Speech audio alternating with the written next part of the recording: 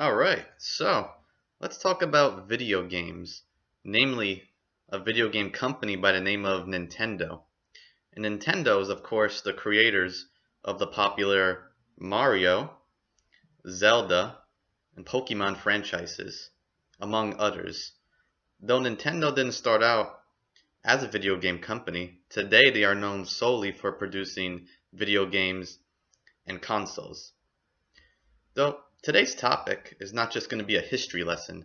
Today we're going to cover a question, and that question is, has Nintendo effectively utilized digital technologies? And to answer that question, first we're going to have to look at some of the innovations that Nintendo has pioneered in the gaming industry. So, without further ado, first let's cover Nintendo, the pioneer.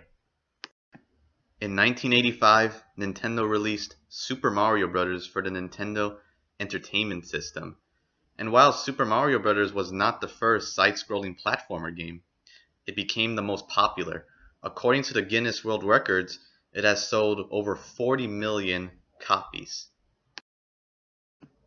Super Mario Bros. Is still one of the greatest selling video games of all time. Alright, now that we set the groundwork, we can look at some of the innovations Nintendo has been known for. As we'll see, Nintendo might not be the absolute first in some of these innovations, but they popularized them. First, let's take a look at handheld gaming consoles. It was in 1989 when Nintendo released the popular Game Boy, and the Game Boy is the only handheld console to be inducted into the National Toy Hall of Fame.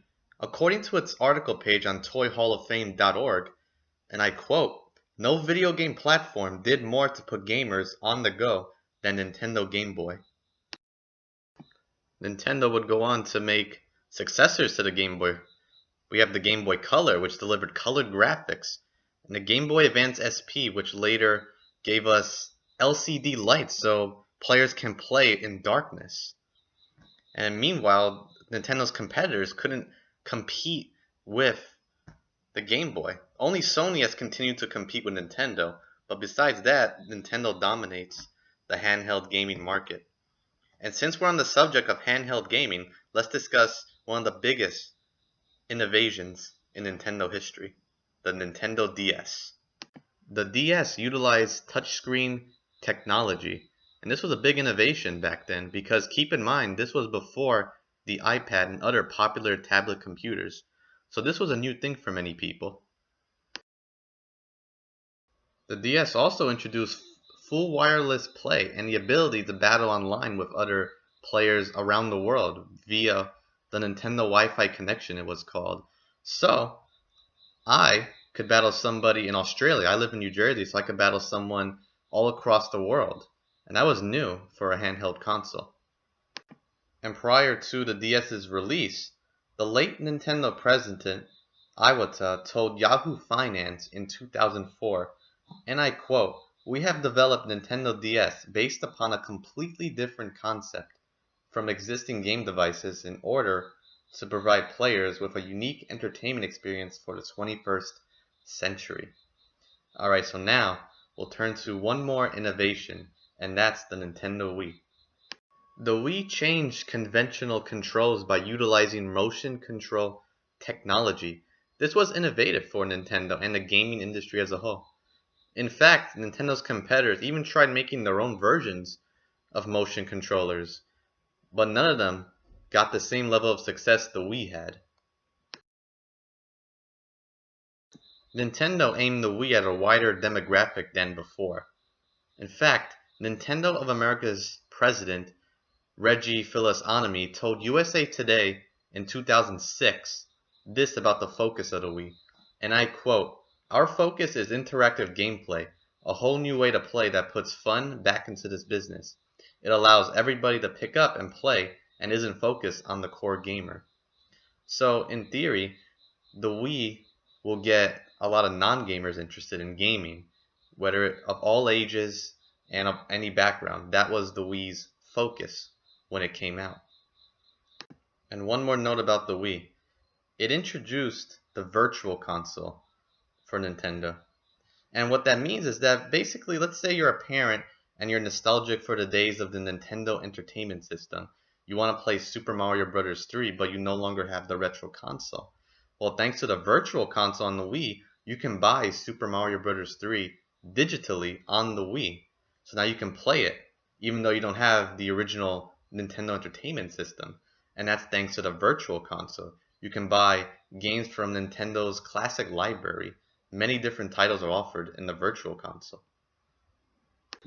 Alright, so as we see, Nintendo seems to have done well in pioneering these digital technologies. But despite these things, Nintendo has received criticisms throughout the years. Let's explore that. And now we're going to cover Nintendo Behind the Times. Alright, so here's one thing. Microsoft's Xbox 360 has cloud storage capabilities. And what that means is that a player can back up their saved data on the Xbox into cloud. And then let's say you're traveling to a friend's house and want to continue your game there. You can actually start your game right from where you left off from your own console. And you can play on somebody else's console. That's what cloud-based is. And you could say it's like sort of like a hard drive. And the PlayStation 3 also implemented this cloud feature in 2013. Now keep in mind that these were last generation consoles. They had these capabilities years ago. Nintendo's latest console, the Switch, came out this year. And yet, it does not have storage capabilities. And that means is that if your Switch breaks, your data might be completely lost. In one example, Anthony John Agnello of GamesRadar.com sent his Switch to Nintendo for repairing. According to his article, he said he spent over 55 hours playing The Legend of Zelda Breath of the Wild. And Nintendo sent back his console and they could not transfer his saved data. So he lost all those hours of playtime. And that comes from GamesRadar 2017. If the Switch had storage capabilities, if it had cloud, stuff like that could be avoided. Meanwhile, the Switch's direct competitors, the PlayStation 4 and Xbox One, both offer cloud storage. Reggie told Kotaku.com in 2017 this about the lack of cloud storage on the Switch. And I quote, "I can't say there's a solution coming, but we do hear the message." But perhaps Nintendo's biggest criticism throughout the years is its usage of online play. And whereas you can find seamless play in the PlayStation Network, Nintendo has attempted to play catch-up. As an example, lag, which is basically a slowdown of gameplay, is abound in Super Smash Bros. Brawl 4-player online mode back in the Wii. And while the latest Super Smash Bros. Game for the Wii U is a little better at lag, the problems still exist. And there's a lack of true ranked leaderboards, and leaderboards are typical in online fighting games. Another example of questionable Nintendo Online usage is when Super Mario Maker was ported to the 3DS, and it got rid of online level sharing, so players could not share their levels online around the world with other people. And Reggie told, or rather acknowledged to GameSpot.com via YouTube interview that, and I quote, "We've been criticized for our online experience, and I'm being gentle." Alright, now that we covered some criticisms from Nintendo, let's discuss another topic, which is Nintendo and social media. So, like most other companies, Nintendo utilizes the different social media platforms. It uses Facebook and Twitter to post updates, gameplay trailers, and other related things. And one notable example, on its Facebook page, the official Wii U Facebook page in 2015, Nintendo posted a message from game designer Shigeru Miyamoto about a delay for Star Fox Zero, which was a game coming out for the Wii U at the time. And on another subject, like Sony and Microsoft, Nintendo always had a large presence at E3, which is the biggest convention for video game breaking news. Until recently, because you see, Nintendo in recent years has been opting to do what they call Nintendo Directs. And basically what that is that instead of appearing to a live crowd, Nintendo streams a video displaying their breaking news.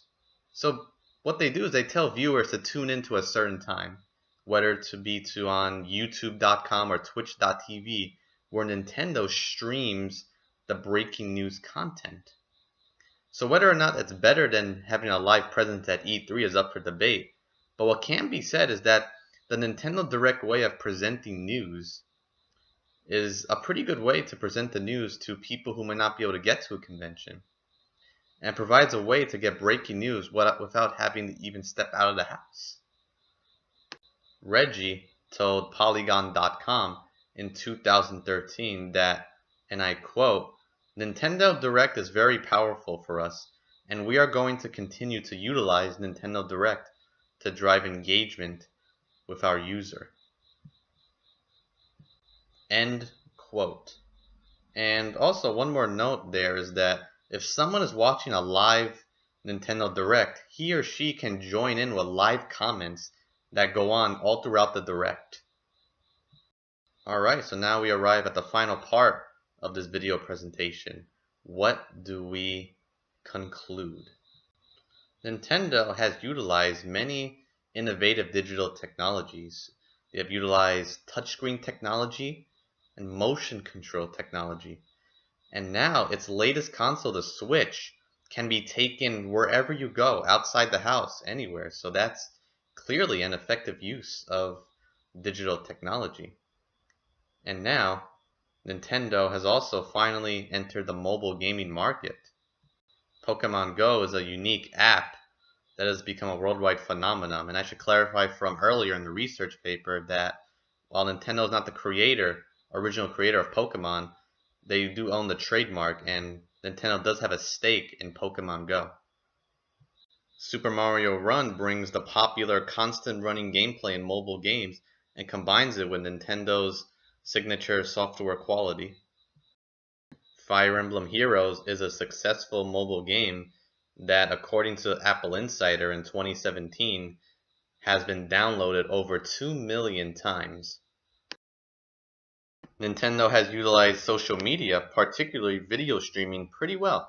Nintendo Directs are informative and provide a way for thousands to watch the latest news without having to leave their rooms. Maybe you're on a long bus ride and you can plug in your earbuds to your smartphone and enjoy seeing the news without worry of missing it. It can be hard for many to head down to a convention. So one could say that Nintendo Directs are a convenient and smart way for the company to mass communicate news to a broad audience.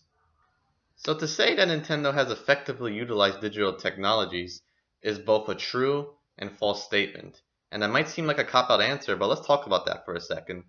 Because from a general perspective, Nintendo has done a lot of great things. They've utilized motion control, touchscreen, the virtual console. They've done a lot of good things with digital technologies.